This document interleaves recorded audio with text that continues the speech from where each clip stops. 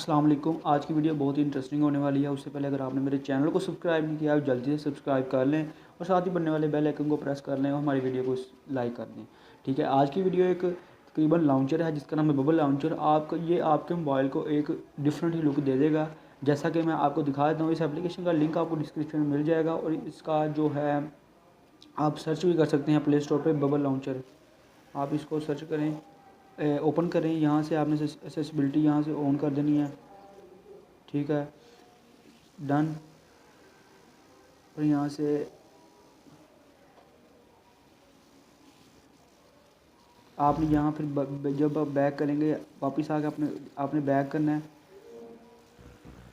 जब आप इसको क्लोज़ करेंगे तो यहाँ से आपको ये अपना होम जो पेज है आपने सेलेक्ट कर लेना है।